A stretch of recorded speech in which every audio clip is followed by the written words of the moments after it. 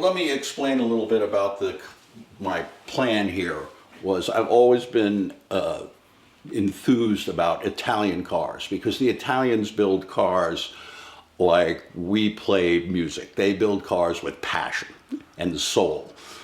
And over the years, I've had a bunch of old Ferraris that are all worth a gajillion dollars today. So that's out of my price range. But when I turned 60, I decided, I've got a few extra bucks. I ought to try and get a couple of things. And what I realized is there's 5 major Italian makes: Alfa Romeo, Ferrari, Fiat, Lancia, and Maserati.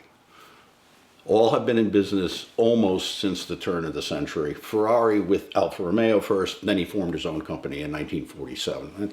Long story.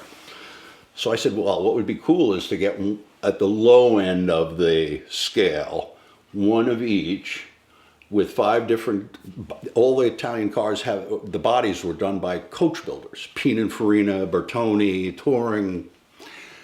So get 5 different cars with 5 different bodybuilders and 5 different engines. And over the last 7 to 10 years, that's what I've managed to do. So this is a 1958 Alfa Romeo Giulietta Sprint, which is my Italian street rod. It doesn't have the original engine or transmission or rear end. I changed it to wire wheels. And it's a lot of fun. I've modified this car a fair amount because when I bought it, it was already halfway done what I would have done. And it's not very valuable. So it's not like, oh, it's got to be original. So,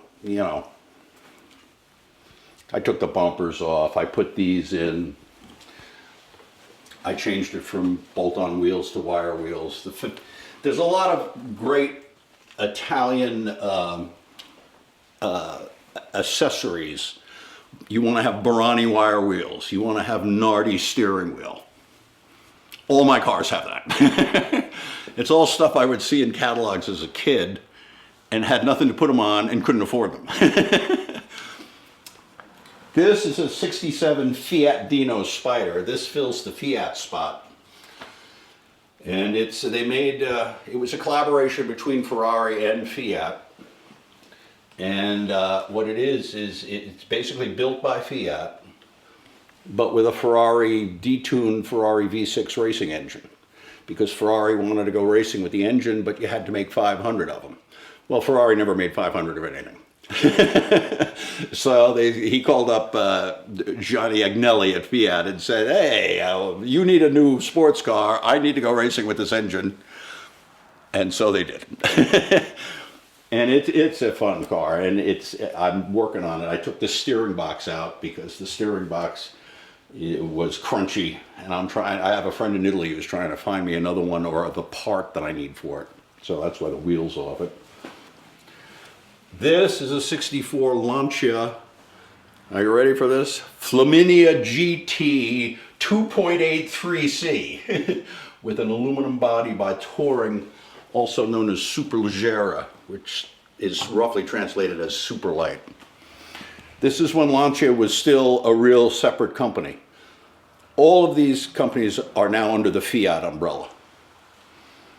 And it's a beautiful car to drive. Not very fast, but it's a very modern V6 engine, transaxle, which means that the transmission's in the back. It's beautifully balanced. It's just a really nice car to drive. And this fills the Lancia spot and the coach work by Touring. And none of these have been restored, really. I just try and find a nice one. And again, they're not worth a lot of money compared to, I bought a Ferrari once in 1973 for $5,000, drove it home, and one just sold at auction a couple of years ago for $11 million. Just like the one I bought for $5,000. That's why I don't have that one anymore. It's a very interesting thing. Everyone, over the past year, I've had occasion to drive them all within a short period of time. And everyone is so absolutely Italian, yet entirely different from the other one. any of the other ones. It's that thing, it's that soul, that passion that the Italians have. It gets built in somehow.